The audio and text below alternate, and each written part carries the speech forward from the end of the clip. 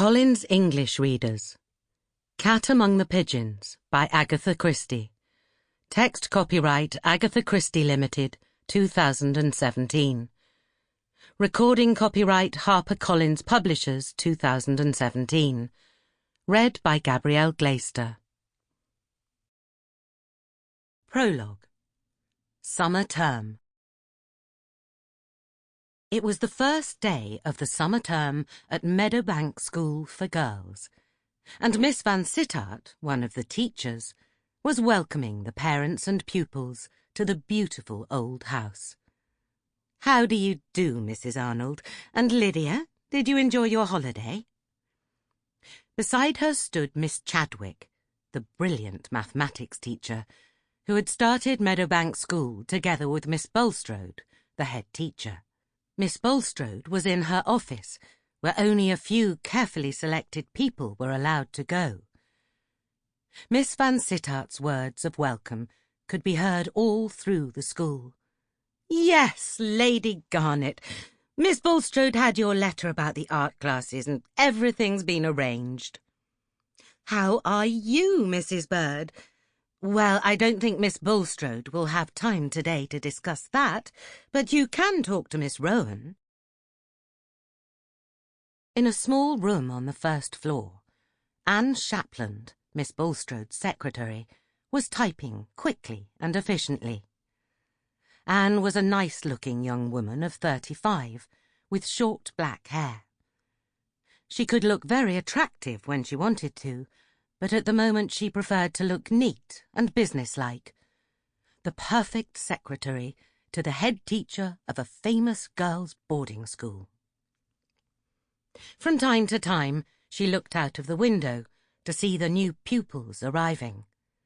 "My goodness," said Anne to herself, as an enormous luxury car drove up to the school.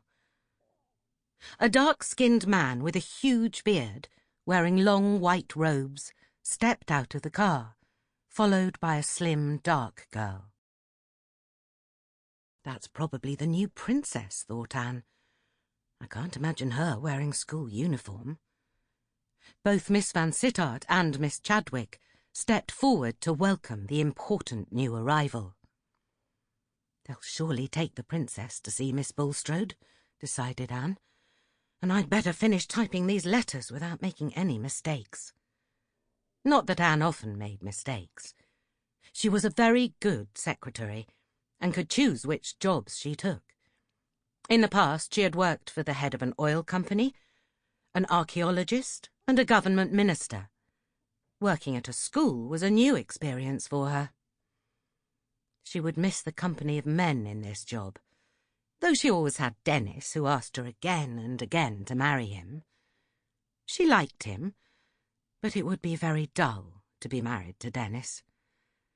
It was a shame there weren't any men working at Meadowbank, except a gardener of about 80.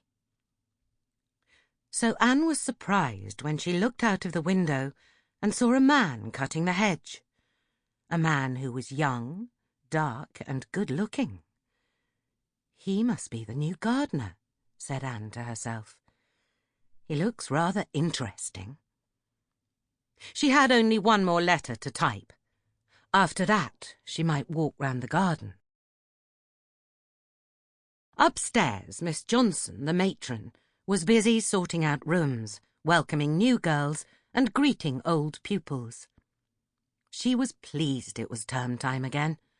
She stayed with her married sister in the holidays, but she was really only interested in Meadowbank. Yes, it was nice that term had started. Mademoiselle Blanche, the new French teacher, was walking on the large grass lawn. She looked with admiration at the strong young man cutting the hedge. "Très bien," she thought. "Very good." Mademoiselle Blanche was slim and mouse-like, and noticed everything, though no one really noticed her. She now looked at the cars parked in front of the school. They were all very good cars. Meadowbank must certainly be making lots of money. Miss Eileen Rich, Sample complete. Ready to continue?